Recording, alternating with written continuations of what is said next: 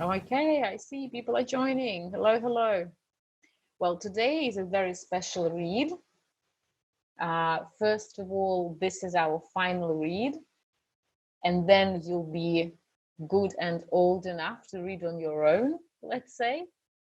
And this is also a very special read for me. I would like to dedicate this read to my friend, Clint Rickards, who is Australian. So he's my friend, an artist, and a traveler. And I am dedicating this read to him. I don't think he's going to approve of some facts that are represented in this book. Well, but somehow we understand that the writer is at liberty to decide what he wants to have in his book and what he does not. Okay, so we're going to give this liberty to the writer. So, how to be normal in Australia. Initiation. Just before lunch on a public holiday, I woke up in Australia. Having survived my first few months, learned how not to ask questions, never dress well, and always look busy, I had at last received an invitation to a genuine Australian barbecue. The sky was piercing blue, the air scorching hot. I'd never before seen an Aussie barbecue in action and felt excited. Just what exactly happened there? What were Australians like away from the public eye? It was like finding out how a royal family behaved in private. My host welcomed me at the front door of his house and quickly led me down the driveway into the backyard. People stood around in groups. Some were drinking beer out of cans, others drank wine out of stamped glasses while hanging on to their own bottles of wine at the same time. Help yourself, said my host, pointing to another group of people standing before an altar-shaped red brick barbecue. The sun was at its zenith and meat was being thrown on the smoky grill. Somebody told me, I'm sorry, but the end of the queue is back there. It was only then that I noticed that everyone was queuing up in a regimented manner. Guys, I have a couple of words highlighted here for you. We have quite a long read, so I don't know whether I need to comment on every single word, but just for this page, piercing blue, basically very, very blue, scorching hot, very, very hot, so that you feel that you are melting in the sunshine. Stamped glasses, these are the glasses different from this one, so they have a kind of a leg, and I'm sure you've seen those in your life. Well, and this is just the one that I have highlighted to stress the pronunciation. But when my turn came and I reached for a chop, a delicate arm loomed over mine and a lady said, I'm really sorry, dear, but that meat is mine. Okay, so remember, regimental order at Australian barbecues, never mess it up. I couldn't quite work out what was going on. Was I supposed to say sorry as I grabbed a chop? It was some hours later that I began to realize that these people, though they were at a friend's home, behaved exactly as polite and apologetic as they would in a public cafeteria. They appeared to be an arm's length even among the closest relatives and friends. Could it be that they were a race apart? Maybe they were communicating in a different dimension. I started to feel envious. I wanted to be like the people around me. Everybody acted so normal, so polite, so problem-free. I was like a visitor to an island paradise who longed to emulate the mystifying philosophy of the polite locals. But how? Perhaps the key to everything was to create just the right distance between ourselves and others. Maybe the secret was to treat friends, family members, and strangers all alike. I set myself the task of finding out. So, are you intrigued? Remember to write in the chat if you are and if you are not, so that I know how you're feeling. The national sport. You would what? Think that it's baseball or something? No, be surprised. In Italy, the national sport is chasing the opposite sex. In Brazil, dabbling in candomblé witchcraft. In Hungary, attempting suicide on quiet Sunday afternoon. In New Guinea, comparing the size of yams. In India, going on pilgrimage to remote and inaccessible temples. In Australia, the national sport is splitting the bill. Unknown in most other countries, splitting the bill is as uniquely Australian practiced in the national restaurants, cafes, and hotels by people of all ages and backgrounds. Bill splitting is the embodiment of the Australians' personal commitment to fair play. Let me take care of this. Don't be silly. Ah, thanks. No, we'll split the bill. Right, in the first line here, candomblé witchcraft, a particular witchcraft that is known in Africa. New Guinea, this is how you put together New Guinea and have it as one word, and that is sweet potato. Would you like to take part in the national sport like that? Australians, unaware of their global uniqueness in this field, split bills on every conceivable occasion and as often as possible. With the single-minded devotion of those who know of no alternatives, they take the entire process rather seriously and practice with fervor of devoted aficionados. Like all deeply rooted, ingenious sports, splitting the bill has strict rules which Australians learn from early childhood. If you happen to come from an alien background, you might do well to practice at home in small groups until you're proficient enough to try it out in public. Like, I'm not a favorite of table games, but perhaps this one could do the trick and I'll start liking that one, splitting the bill. There are several steps to follow. Are you ready, guys? Number 1, 6 good friends meet and decide to have a meal at an ethnic restaurant. All evening, they remark how nice the place is, how good the food is, and how cheap it is. Finally, the bill arrives. Number 2, the bill is passed around and everyone studies the additional as if memorizing it. No conversation takes place while this ritual occurs. Everyone is intent on the final outcome. Eventually, a voice is heard to say, $22 each. Mind you, one can always tell well-bred Australians from the speed with which they work out their share of bill. Look at that pig here. I'm telling you, I didn't have the garlic bread. Does it happen in your company? 3, you can be sure there is a few startled reactions. I didn't eat the garlic bread, but you had the mineral water. I didn't have a first course. You had some of my pancakes, but not the cucumber salad. I certainly didn't order it. Number 4, details sorted out. The friends reach into their pockets and put some money on the plate. Invariably, the total comes to the wrong amount.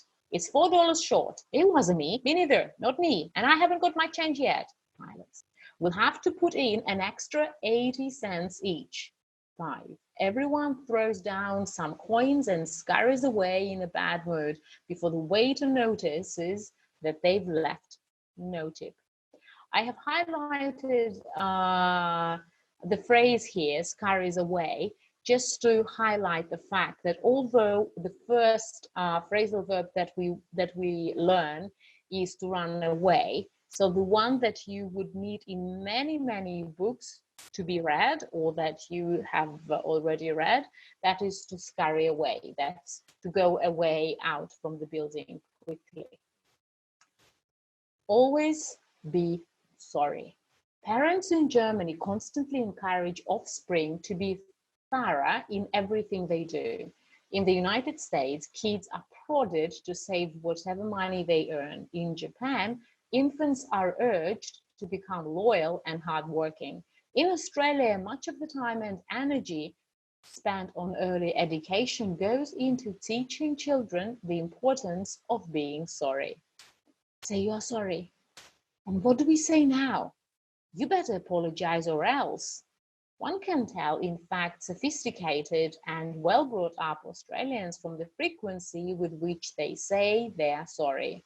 I'm awfully sorry, but I hope you don't mind that. I regret to do this, however. In France, birthplace of courtly manners, that is France, should someone step on your foot, it is socially quite acceptable to retort with something like, "Get off my bloody foot." Such a statement in Australia just wouldn't be considered good enough.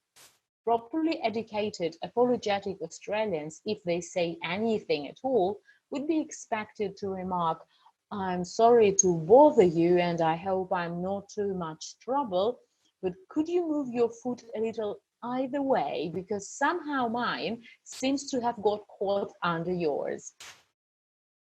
There is a very old movie that I once watched called Bridget Jones, and one of your friends goes into a restaurant, and there he steps with his chair foot on someone's coat. And then, well, you can YouTube for this episode, and then you'll see what happens there. Then, for good measure, you could also add again, "I really am sorry." In this country, you should never miss an opportunity to apologize. Do it under every possible pretext and with friends and strangers alike. You mustn't say you are sorry, especially if you are right, if you think you might be right, if others agree that you are right, if you tell someone that you like them, if you are suspected of having made a mistake, if someone else makes a mistake, if you are getting drunk and falling over, if you don't happen to drink at all, if you happen to disagree with someone, if they disagree with you, if you are about to express an opinion, if you lose it again, if you win it again, if you haven't apologized for a while, you must say you're sorry. On arrival at an Australian home, it's a good idea to start apologizing the moment you come in through the door. Being on time is a good excuse. "I'm sorry to be so punctual." Or being offered a drink, you must excuse yourself for proving a bother, or better even, for actually being thirsty. It's advisable to throw in a few random apologies to keep the conversation going when sitting down, such as, "I'm sorry, have I sat in the wrong armchair?" I hope you're taking notes, guys, right? Like religion, being sorry is something in which everyone must participate, a sort of chain reaction without end in sight. For example, it's important once someone apologizes to immediately apologize back. "I'm sorry I took longer than I thought." "Oh, I'm sorry, I should have realized. It's my fault, and I'm sorry I didn't ring. Sorry then to put you to all this trouble." "Oh no, I'm the one. Sorry for the inconvenience." No, it was definitely my fault. So sorry." Whatever you do, don't break the chain, as it is considered both rude and dangerous. Unreassured, apologetic Australians may even get aggressive. Australians who are not allowed to complete their apology become wild creatures indeed. "I hope you'll forgive me for being late." "Okay, I'm sorry, but it wasn't my fault." "Good. I'll make sure it won't happen again." Okay, so let's read the cartoon pig. "I'm sorry to bother you and I hope I'm not too much trouble, but you move your foot a little either way because somehow mine seems to have got caught under yours." Try learning this phrase by heart. How many days do you think you would need to do that? Or minutes or seconds? I hope you are talented enough to learn it in a couple of minutes. How to avoid people. Australians are a cordial and friendly people who seem to more than welcome you into their midst, like among them. This natural openness should not be abused, however, and you'd be well advised to practice the restraint Australians clearly expect and deserve. On trains, always sit on your own. Is that possible in Moscow Metropolitan? I'm not so sure. But in Australia, perhaps, that is quite an option. As far away as possible from other passengers. This will show that you are both serious and self-contained. Do not stare about you, fidget or hum. In the manner of many overseas travelers, it's best to gaze at some unseen inner landscape, as if in a trance. I've marked these words for you. Fidget, yeah, so when you constantly move, each turn round, so that would bother people around you. Hum, oh, that's the worst, when people start singing to themselves in the train. And that is a beautiful grammar to have a modal ne here. So to in the capacity of an adjective potential. Yeah, so I think that's a beautiful phrase. Do you? Are you laid back enough? Sort of flexible, taking things easy. I hope after all your exams, you're going to be very laid back. It may be acceptable to look worried or concerned in France, Germany, or Argentina. Nobody disputes the state of pessimism that rides roughshod over those lands. But in Australia, it is your duty to appear easygoing at all times. Everyone must deny any concern, no matter what the situation. How's it going? Great. Are those your crutches? Marvelous, aren't they? What about the neck brace? Brand new. Being easygoing is one thing, of course. Accusing others of heavy attitudes is another. Be careful never to say, "You look worried, mate," or "Stop worrying, love," to an Australian, because that's how you start an argument. Rides roughshod over. It means is quite common in these countries. Okay, and the word crutches, I haven't marked it, but just in case you don't know, it's unfortunately when a person breaks either of his limbs, he or she might need crutches kind of to walk. So that's that. Can you imagine someone on crutches and you go, "Are those your crutches? Marvelous, aren't they?"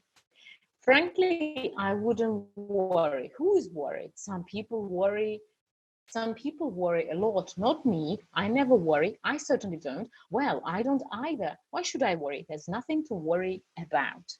Should someone accuse you of being worried, or worse still, of looking worried, it's vital to demonstrate right away that you are nothing of the sort, that you are very different from a worrisome person. Scowl affronted, as if they had said that your breath smells like. Talk about all the other people you know who have real worries. Dob in everyone you can. Okay, so look as though they have hit you badly, right? So as if you don't like what you heard. And then dob, it means mention, gossip about people. In this case, everybody you can. Adopt a slouching body stance to show how carefree you really are. Slouch against walls, chairs, desks, tables, fridges, anything in fact. Visitors often misunderstand this for bad posture. What they don't realize is that slouching is a public statement about how laid back you are. How to motivate Australians. So they've cut me off on the phrase about your exams. I hope that the exams that you've taken are just about motivate you well enough so that you continue into how shall I say it, the attainment of your goal. right? So becoming a student, hopefully at our department. In Australia, the surest way to motivate people to attain anything is to make them feel that whatever it is they are attempting to perform, achieve, create, or accomplish is something they couldn't possibly do. You haven't got a hope in hell. It's a lost cause. You'll never make it.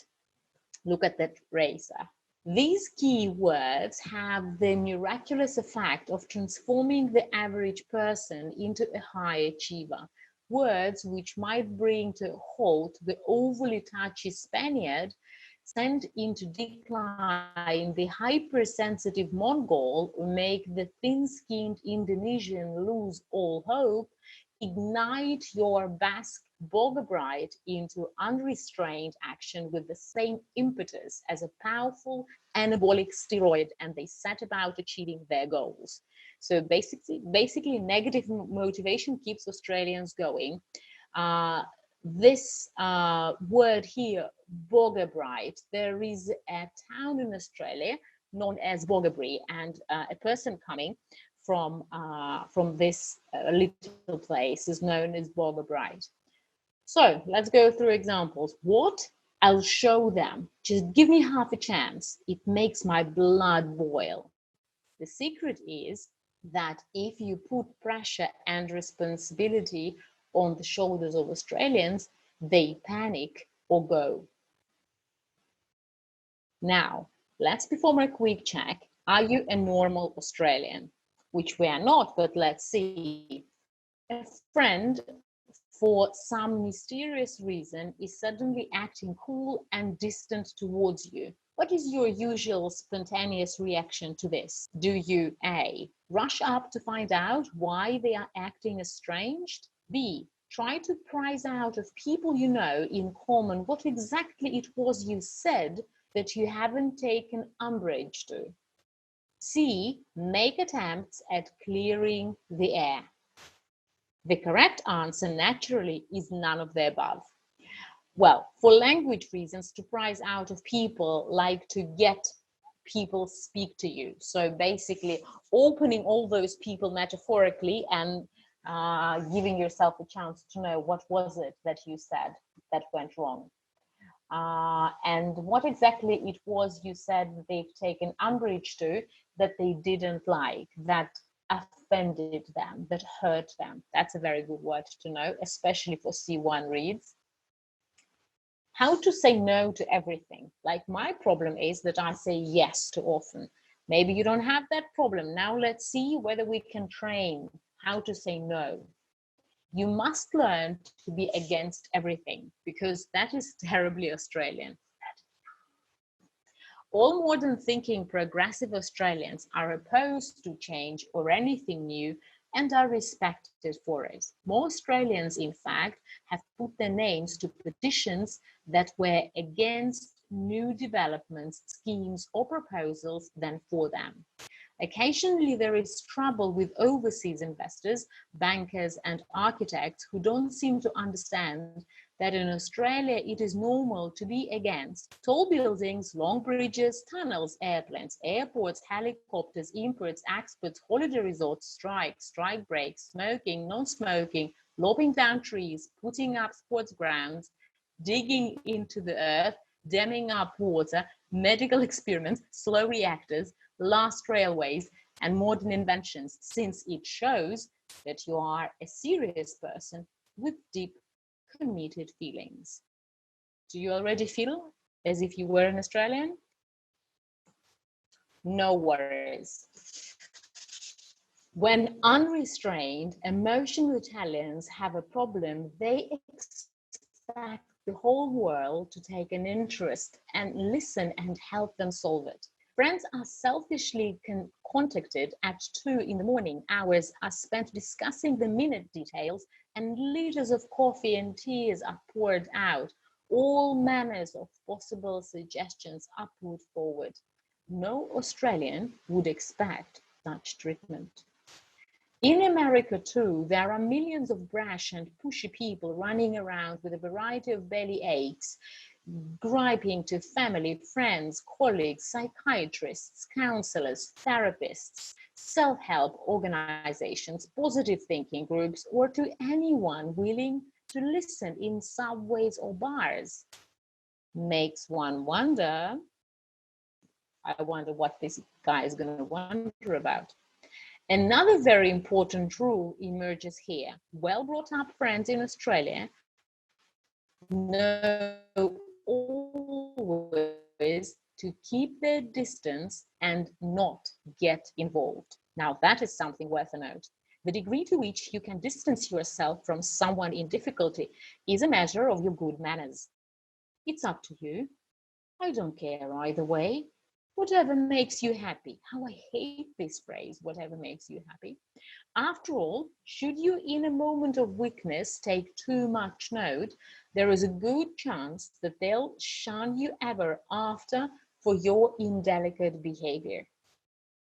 Shun you, right? So split with you, stop being friends. You may know that the lives of Fiona, Gary and Greg are currently in a disastrous state, but you must never say anything upon meeting. They may have lost their jobs or look like death warmed up. Still, you should simply overlook this and go along with a happy-go-lucky charade. You look great, thanks. Things must be going really well for you.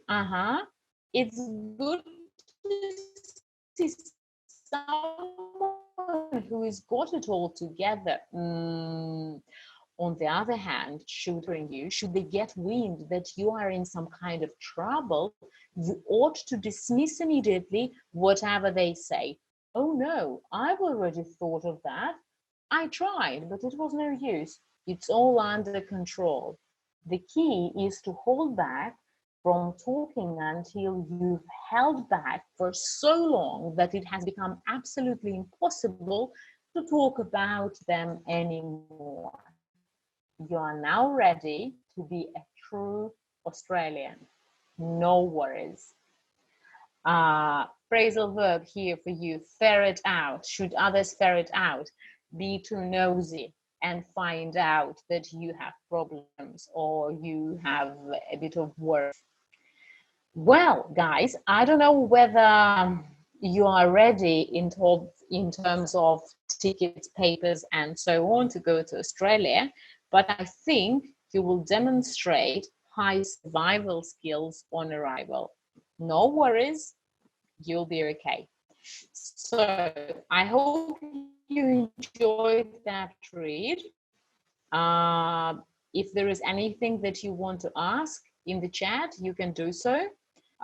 If not, then perhaps we're gonna meet in person one day in September when you say hi to me in the corridor, being students of the National University of Science and Technology, MISiS, the Department of Modern Languages and Communication. Thank you so much, guys. Enjoy your evening. Bye-bye.